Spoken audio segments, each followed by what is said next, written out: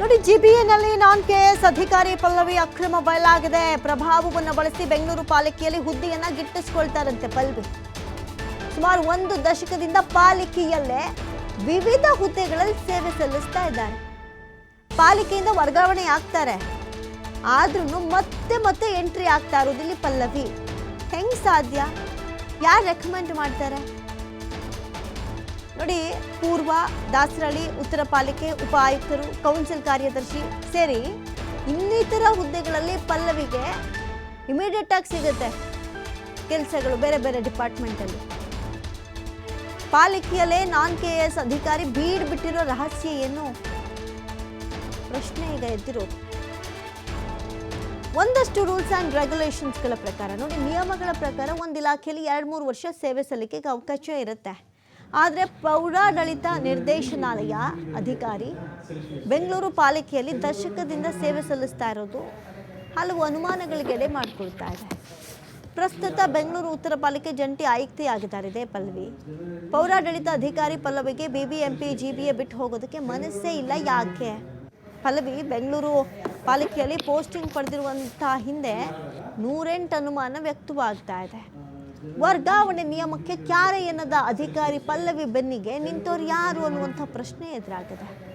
ಬಿಬಿಎಂಪಿಯಲ್ಲೂ ಆಯಾಕಟ್ಟಿ ಹುದ್ದೆ, ಇದೀಗ ಜಿಬಿಎನ್ನಲ್ಲಿ ಮಹತ್ವದ ಹುದ್ದೆ ಸಿಕ್ಕಿದೆ. ಆಯಾಕಟ್ಟಿನ ಹುದ್ದೆಯ ಹಿಂದಿರುವಂಥ ಪ್ರಭಾವಿ ಕೈ ಯಾರದ್ದು ಅನ್ನುವಂಥ ಪ್ರಶ್ನೆ ಈಗ ಕಾಡ್ತಾ ಇರೋದು. ಹೆಂಗೆ ಸಾಧ್ಯ ಇವೆಲ್ಲ? ಕೆಲವೊಬ್ರಿಗೆ ಅವಕಾಶನೇ ಸಿಗಲ್ಲ. ಮತ್ತು ಪದೇ ಒಂದಲ್ಲ ಎರಡಲ್ಲ, ನೀವು 10 ಸರಿ ಚೇಂಜ್ ಮಾಡಿ 10 ಸರಿ ಅವಕಾಶವನ್ನು ಗಿಟ್ಟಿಸ್ಕೊಳ್ತಾನೆ ಇರ್ತಾರೆ ಅಂದರೆ ಹೆಂಗೆ ಸಾಧ್ಯ? ಜಿಬಿಎ ನಾನ್ ಕೆಎಸ್ ಅಧಿಕಾರಿ ಪಲ್ಲವಿ ಆಟಕ್ಕಿಲ್ವಾ ಬ್ರೇಕ್ ಅನ್ನುವಂಥ ಪ್ರಶ್ನೆ ಎದುರಾಗಿದೆ.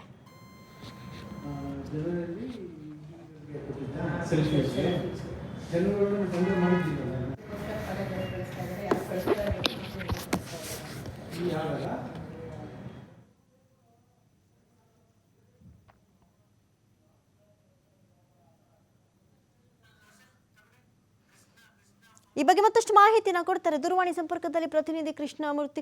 ಕೃಷ್ಣ, ನಾವು ಈ ಹಿಂದೆನೂ ನೋಡಿದ್ದೀವಿ ಇದೇ ರೀತಿ ವರ್ಗಾವಣೆನೇ ಕೆಲವೊಬ್ರಿಗೆ ಅಪ್ಲಿಕೇಬಲ್ಲೇ ಆಗಲ್ಲ, ಹೆಂಗೆ ಸಾಧ್ಯ ಅಂತ. ಅದರಲ್ಲೂ ಕೂಡ ಬಹಳಷ್ಟು ಬಾರಿ ಅವಕಾಶ ಸಿಕ್ಕರು ಅಲ್ಲೇ ಇರೋದು ಯಾಕೆ? ಏನಿದ್ರ ಹಿಂದಿರುವಂತಹ ಗುಟ್ಟು ಅಂತ? ಅಮೃತ, ರಾಜ್ಯ ಸರ್ಕಾರದ ಇಲಾಖೆಗಳಲ್ಲಿ ಪಾರದರ್ಶಕತೆ ತರಬೇಕು ಅನ್ನೋ ಕಾರಣಕ್ಕಾಗಿ ವರ್ಗಾವಣೆ ರೂಲ್ಸ್ ಅನ್ನ ಸರ್ಕಾರ ಜಾರಿ ಮಾಡಿದೆ. ಆದ್ರೆ ಬೆಂಗಳೂರು ಪಾಲಿಕೆ ವ್ಯಾಪ್ತಿಯಲ್ಲಿ ವರ್ಗಾವಣೆ ರೂಲ್ಸ್ ಕೆಲ ಅಧಿಕಾರಿಗಳಿಗೆ ಅನ್ವಯ ಆಗಲ್ವ ಅನ್ನೋ ಪ್ರಶ್ನೆ ಕಾಡ್ತಾ ಇದೆ. ಯಾಕಂದ್ರೆ ಕೆಎಸ್ ಪೋಸ್ಟ್ ಹುದ್ದೆಗಳಲ್ಲಿ ನಾನ್ ಕೆಎಸ್ ಅಧಿಕಾರಿಗಳು ಈ ಹಿಂದಿನೂ ಕೂಡ ದರ್ಬಾರ್ ಮಾಡ್ತಾ ಇದ್ರು. ಇದಕ್ಕೆ ರಾಜ್ಯ ಸರ್ಕಾರ ಕಡಿವಾಣ ಹಾಕುವಂತ ಪ್ರಯತ್ನವನ್ನ ಇಲ್ಲಿವರೆಗೂ ಮಾಡುವಂತ ಪ್ರಯತ್ನವನ್ನ ಮಾಡಿಲ್ಲ. ಬಿಬಿಎಂಪಿ ಕಾಲಾವಧಿಯಲ್ಲೂ ಕೂಡ ನಾನ್ ಕೆಎಸ್ ಅಧಿಕಾರಿಗಳು ದರ್ಬಾರ್ ಮಾಡುವಂತ ಪ್ರಯತ್ನವನ್ನ ಮಾಡಿದ್ರು. ಈಗ ಸರ್ಕಾರ ಬೆಂಗಳೂರನ್ನು ಉದ್ಧಾರ ಮಾಡ್ತೀವಿ, ಬೆಂಗಳೂರನ್ನು ಸುಧಾರಣೆ ಮಾಡ್ತೀವಿ ಅಂತ ಬಿಬಿಎಂಪಿ ಬದಲಾಗಿ ಜಿಬಿಎನ್ನ ಸರ್ಕಾರ ಮಾಡಿದೆ. ಆದ್ರೆ ಬಿಬಿಎಂಪಿ ಇದ್ದಲ್ಲೂ ಯಾವ ರೀತಿ ಅಧ್ವಾನ ಆಗ್ತಾ ಇತ್ತು, ಈಗಲೂ ಕೂಡ ಜಿಬಿಎ ಇದ್ದಂತ ಆದ್ಮೇಲೂ ಕೂಡ ಸಾಕಷ್ಟು ಅಧ್ವಾನಗಳು ಜಿಬಿಎ ವ್ಯಾಪ್ತಿಯಲ್ಲಿ ಕೂಡ ನಡೀತಾ ಇದೆ. ಬೆಂಗಳೂರು ಮಹಾನಗರ ಪಾಲಿಕೆ ವ್ಯಾಪ್ತಿಯಲ್ಲಿ ಕೂಡ ನಡೀತಾ ಇದೆ. ಒಂದ್ ಕಡೆ ಸರ್ಕಾರ ಬೆಂಗಳೂರು ಪಾಲಿಕೆ ವ್ಯಾಪ್ತಿಯಲ್ಲಿ ನಡೀತಿರುವಂತಹ ಭ್ರಷ್ಟಾಚಾರ, ವರ್ಗಾವಣೆಯ ನಿಯಮಗಳನ್ನ ರೂಲ್ಸಿ ಕೆಲಸ ಮಾಡ್ತಾ ಇರುವಂತಹ ಅಧಿಕಾರಿಗಳಿಗೆ ಕಡಿವಾಣ ಹಾಕ್ಬೇಕು ಅನ್ನೋ ಕಾರಣಕ್ಕಾಗಿ ರಾಜ್ಯ ಸರ್ಕಾರ ಈಗ ಕೃಷ್ಣ ಬೈರೇಗೌಡರನ್ನ ಬೆಂಗಳೂರು ನಗರಾಭಿವೃದ್ಧಿ ಸಚಿವರನ್ನು ನೇಮಕ ಮಾಡುವಂತ ಪ್ರಯತ್ನವನ್ನ ಮಾಡಿದ್ದಾರೆ. ಕಳೆದ ಕೆಲ ದಿನಗಳಿಂದ ಜಿಬಿ ವ್ಯಾಪ್ತಿಯಲ್ಲಿ ನಡೀತಿರುವಂತಹ ಅವ್ಯವಹಾರ, ಅಕ್ರಮ, ಭ್ರಷ್ಟಾಚಾರಕ್ಕೆ ಕಡಿವಾಣ ಹಾಕುವಂತ ನಿಟ್ಟಿನಲ್ಲಿ ದಿಟ್ಟ ಕ್ರಮಗಳನ್ನ ತೆಗೆದುಕೊಳ್ಳುವಂತ ಪ್ರಯತ್ನವನ್ನ ಬೆಂಗಳೂರು ನಗರಾಭಿವೃದ್ಧಿ ಸಚಿವರಾದಂತಹ ಕೃಷ್ಣ ಬೈರೇಗೌಡರು ಕೂಡ ಮಾಡ್ತಾ ಇದ್ದಾರೆ. ಅದಕ್ಕೆ ಬೆಂಗಳೂರು ನಗರಾಭಿವೃದ್ಧಿ ಸಚಿವರ ಗಮನಕ್ಕೆ ಬರದೆ ಕೆಲ ಅಧಿಕಾರಿಗಳು ಆಟೋಟೋಪ ಕೂಡ ಮುಂದುವರೆದಿದೆ. ಕಳೆದ 1 ದಶಕದಿಂದ ಜಿಬಿ ವ್ಯಾಪ್ತಿಯಲ್ಲಿ ಕೆಲವು ಅಧಿಕಾರಿಗಳು ದರ್ಬಾರನ್ನ ಮಾಡುವಂತ ಪ್ರಯತ್ನವನ್ನ ಮಾಡ್ತಾ ಇದ್ದಾರೆ.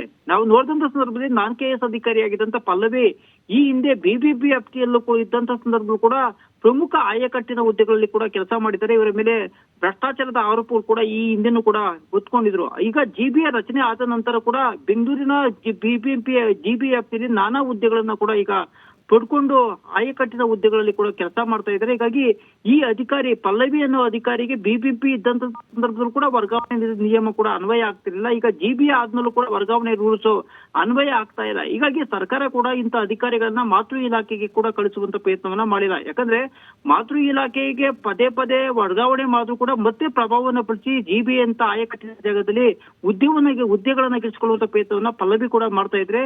ಈಗ ಸದ್ಯದ ಮಟ್ಟಿಗೆ ಉತ್ತರ ಪಾಲಿಕೆಯ ಜಂಟಿ ಆಯುಕ್ತರಾಗಿ ಕೆಲಸ ಮಾಡ್ತಿರುವಂತ ಪಲ್ಲವಿ ಅವರಿಗೆ ಮೇಲೆ ವಿರುದ್ಧವಾಗಿ ಸರ್ಕಾರ ಇಲ್ಲಿವರೆಗೂ ಯಾವುದೇ ರೀತಿ ಕ್ರಮವನ್ನು ತೆಗೆದುಕೊಳ್ಳುವಂತ ಪ್ರಯತ್ನ ಮಾಡ್ತಾರೆ. ಹೀಗಾಗಿ ಜಿಬಿಎ ವ್ಯಾಪ್ತಿಯಲ್ಲಿರುವಂತಹ ಬಹುತೇಕ IAS ಅಧಿಕಾರಿಗಳನ್ನ ಲಾಬಿಯನ್ನ ಶಿಫಾರಸುಗಳನ್ನ ಮಾಡಿಕೊಂಡು ಬೆಂಗಳೂರು ಪಾಲಿಕೆಯಲ್ಲಿ ಆಯಕಟ್ಟಿನ ಹುದ್ದೆಗಳನ್ನ ಪಡ್ಕೊಳ್ತಾ ಇದ್ದಾರೆ ಅಂತ ಆರೋಪ ಕೂಡ ಕೇಳಿ ಬರ್ತಾ ಇದೆ.